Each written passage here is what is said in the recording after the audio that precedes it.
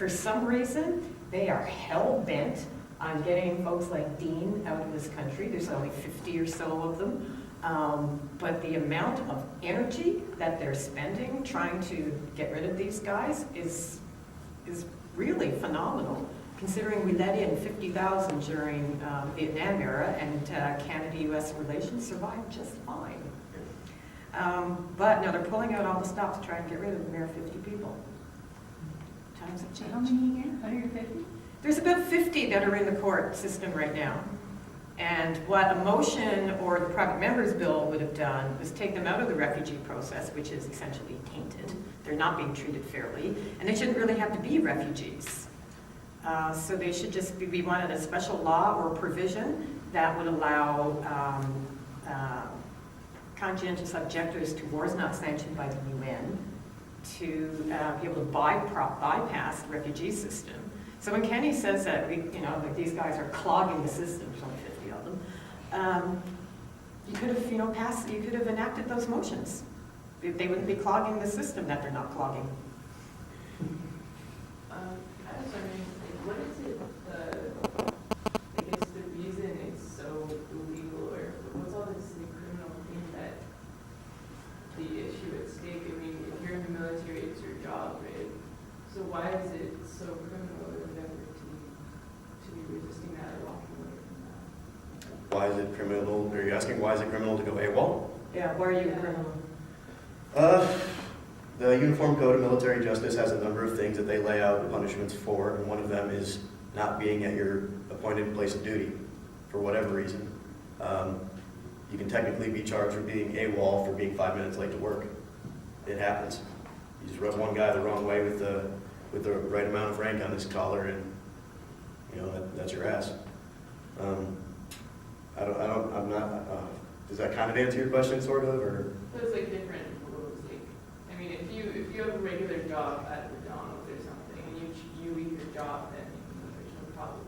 You just leave your job. But in this case, There's no federal warrant out for you. Yeah, it is the only job where you can go to jail for quitting. And it's the same in Canada, actually. It is actually a criminal act to desert the Canadian military, but we don't put them in jail if they leave. It's much easier to get out. So technically, it is a crime in Canada to desert, but it doesn't usually come to that. They just say, I don't really want to go to Afghanistan, and they go, okay. You won't go, rise very high in the ranks, but you don't go to jail. Yeah. Well, it's a crime in Canada to desert the Canadian military. It is not a crime in Canada to desert a foreign military.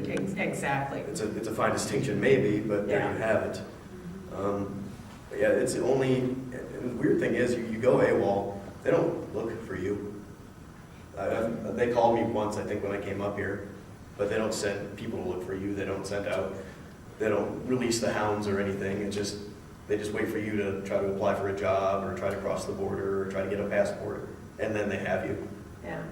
They assume at some point you're going to screw up and they're going to catch you. Yeah, but they have harassed the families of other resistors. Oh, yeah, before? Yeah. Absolutely. Yeah. It's not me. Yeah. Okay. Not me too yeah, much. but some who've deserted, the military police really harass their families, and they threaten them, they tell them lies.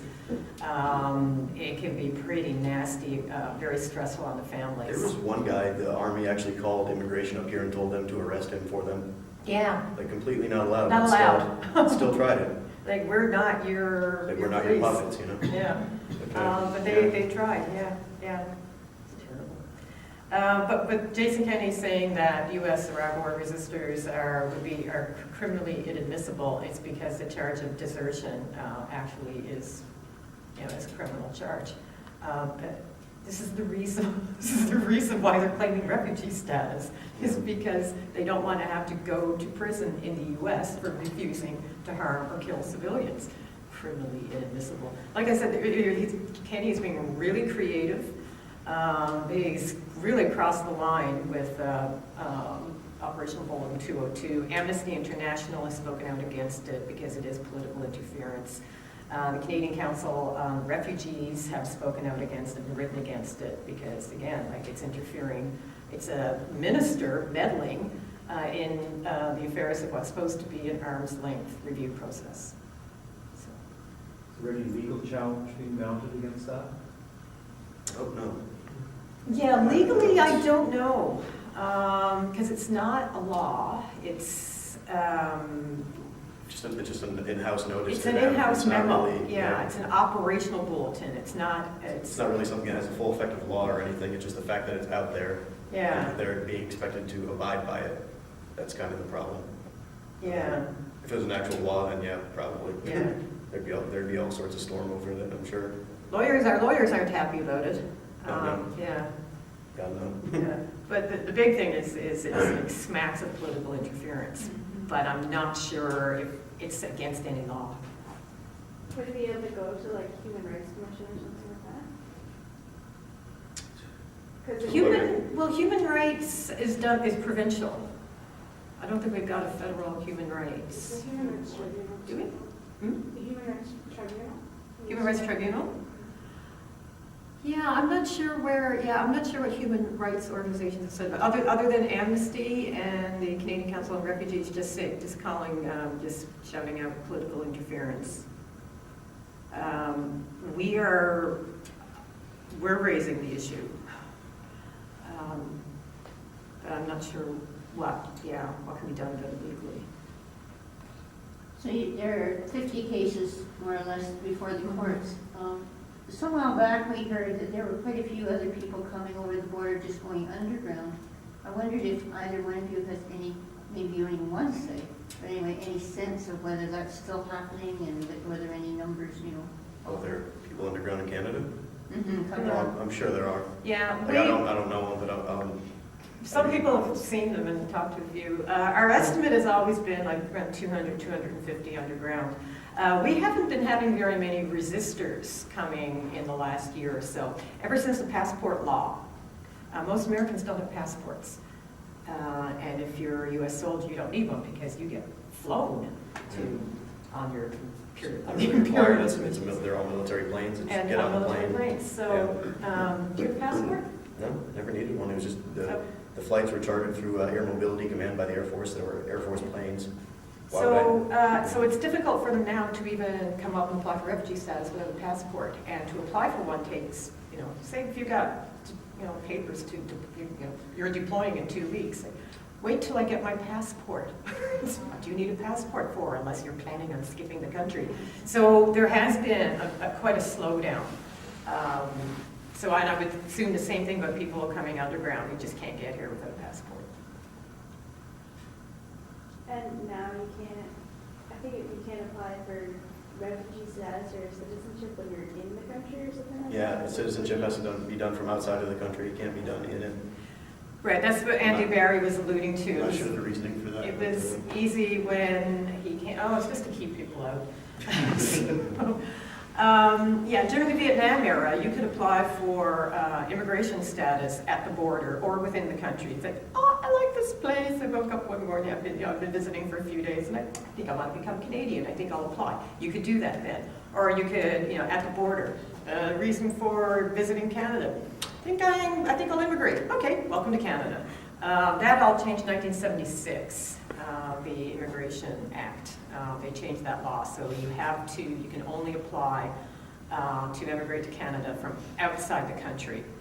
And if you're in Dean's position or Jeremy's position, like he said, they probably would have been okay on the point system. They would have been able to get in on point system, his wife. But when you're given deployment orders, like you've got 2 weeks, to report, because you're going to Iraq, it takes about 18 months worth of paperwork if you're going to apply to immigrate to Canada, and you have to have $10,000 as well. They don't keep it. You just have to demonstrate that, So most people who have deserted the U.S. military don't have the luxury of waiting 18 months for the paperwork to go through. So that's why you have to take the refugee route. Never mind that, it's the fact of, how do you go to your CO and say, I want to be a Canadian? No way is he going to be like, yeah, you can have time off work for that, no problem. Yeah. He's not going to see anything suspicious with that. Most of the guys that are officers now are Vietnam-era guys. I don't know how else to put it, but to put it, they know bullshit when they see it. They're not going to be like, yeah, go ahead, enjoy your vacation that you're not supposed to have. And again, especially once you get slotted for deployment, they do not let you out of their site. You're just not, you can't go to the bathroom without them knowing it. So it has to be done from here. Yeah. And that's why, this is why the refugees are not applying to be immigrants.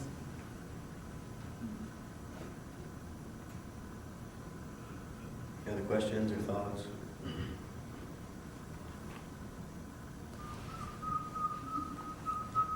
Are things getting better than they were or worse? Legally?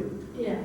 The same? But same. Seems to me. You get one victory, you get one loss. You know. Yeah, James, Just a it's... balancing act, for sure. We have been having a lot of success in the courts. We've had quite a bit of, we're really good at stalling, at getting this removal notice, a stay on a removal notice, getting a judicial review. None have yet been granted residency, none. Everything is just stalling, and our lawyer is really brilliant at making cases for, right, yes, okay, you will get a review. So we're really good at stalling. But with Jeremy, he's been here for 7 years fighting. It's a long time. So ultimately what we need is a political decision. It should not be a court decision. They shouldn't have to they shouldn't have to be refugees. They shouldn't be tied up in court. What we need is a political decision. And that's why, hence the motions and the private members bill. If in the next election, if Harper is out and Ignatieff is in, we stand a much better chance because the majority of Liberals do support the resistors. The majority of Liberals actually did vote for the private members bill. Ignatieff didn't. So we have to win him over, but we have the support of the majority of Liberal MPs. We don't have the official support of the Liberal Party. So I think Ignatieff would have to realize that, probably listen to the will of Canadians and the majority of his own MPs. And I just don't think we'd see deportation notices with the Ignatieff government. We won't be seeing a law passed anytime soon, I don't think, but I don't really think he would deport anyone with the majority of his own caucus in support. He'd have a hard time explaining that to his party, I think. I think he would. Maybe it wouldn't cost him anything then and there, but politically the ramifications of him going against his whole party would be pretty bad. Yeah. I don't think they'd look at him and treat him the same way again. I don't think so. I think politically, I just don't think he could do it. If we get a Harper, worst case scenario, a Harper majority. Pretty much, yeah. Can't really stop. A Harper majority, there's no stop, yeah, they'll just, I think they'll be, yeah, I think we'd have a rash of negative decisions coming back with a Harper majority. Unfortunately, our next election will be a minority government. Let's say it's a liberal minority government. You're still going to have a large mass of conservatives, and you're going to have Ignatieff and a few people who go with him. You still lose. Sorry.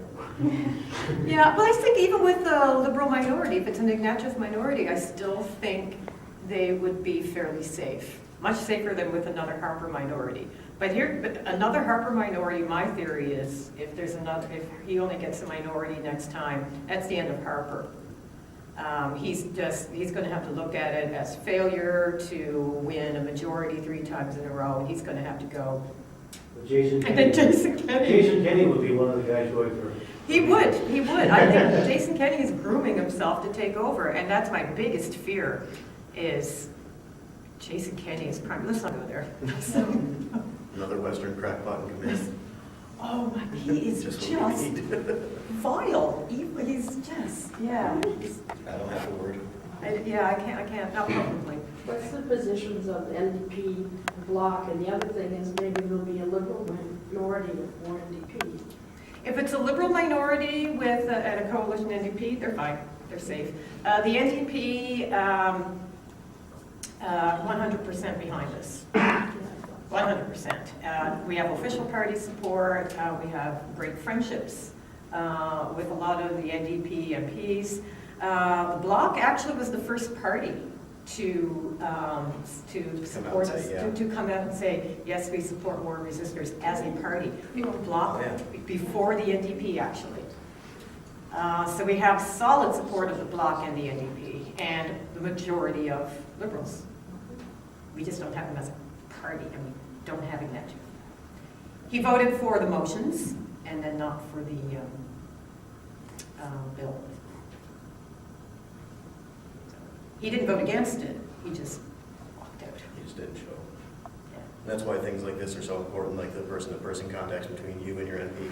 Because again, we're not looking at it as, we need this whole party, okay, we need a bunch of people. Like the more people, the more MPs we get with us, the better.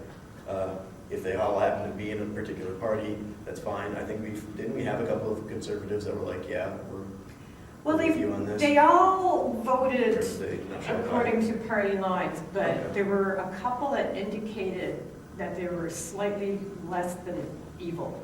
Yeah. No, some actually did indicate that they sat and listened, put it that way. They actually granted us meetings and listened and kind of, and then voted against the bill. But at least would listen At least they listened to the argument. They didn't just follow party lines and say, and say, blah, we blah, got to blah. meet with you. Yeah. Same crap we've heard over and over again. Yeah. And how far you get in this town with your MP. is- I'm not enthused about talking to him, but if I got to, I got to. Yeah, well, he's your representative. I know. But seriously, even, we keep saying to people in conservative ridings, it doesn't hurt to let your MP know how many of the constituents are actually in support of war resisters. If he gets enough backlash about it, at some point I'll have to call the Yeah. powers that be and say, hey, I'm getting a lot of phone calls about this, I'm getting a lot of letters about this. Yeah. Are you sure you don't want to revisit this? Exactly. But again, the more annoying we make ourselves, the better off we'll be. I'm curious if with the people who have been deported and have seen prison sentences, if there's been any thought of starting a charter challenge against that. Because it seems like this political stuff is getting stalled a lot and is perhaps not going to go anywhere anytime soon. Like to have a bill become law seems like it might not happen.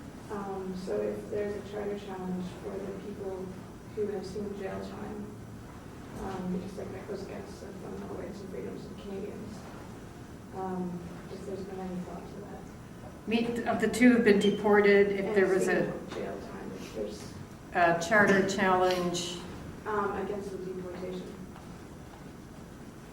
Because refugees are covered under the Charter of Rights and Freedoms. And if they're deported against that, then there is some basis for a charter challenge. they haven't, that much I know, but I don't know very much about that. So you're saying that they could have... As far as my knowledge, I'm not a lawyer or anything, I don't know. but just because it seems like the history for the past 30 years in Canada is when the decisions have been made in court, it's not been made in Parliament. So to me, it seems more realistic to get something passed through the court than it does to have something passed through Parliament. Because getting Ignacio on side, I don't think you'll ever get that, to be honest, even if he is. And so who would mount the challenge? The person who was deported, or? I'm not sure. It would have to be someone who, they would have to do it on behalf of them, I think. I'm gonna ask Alyssa about that, our lawyer. See, another good example of why these things are good, because sometimes you guys will come up with ideas we never thought of. It's really that simple. Yeah. It's worth asking. Just because it would have to be on someone's behalf, because once, when you're, like, they escorted Robin Long across the border in shackles. Like, he was a hippie. Like, what's he going to do? Why the shackles? So just even the way he was brought back into the U.S., he was already criminalized. There's nothing he could do to mount a charter challenge when you're in handcuffs. And, he wanted to just, okay, if you're sending me back, let me walk across the border or fly across, whatever. Nope, they handcuffed him and shackled him. And here's your guy. But other than that one who was quite a few years ago when US military police tried to intervene here, they don't come up looking for them, you know, for the resistors. Well, they can't really be considered an act of war. No, like they haven't done anything to try and, they haven't contacted Prime Minister's office saying, you know, send us back our guys. So I'm not sure why the Canadian government, Conservative government, thinks it's such bad Canada-US relations to accept these guys as refugees. They're not doing anything to try and get them back. It's Canada that's trying to get them out.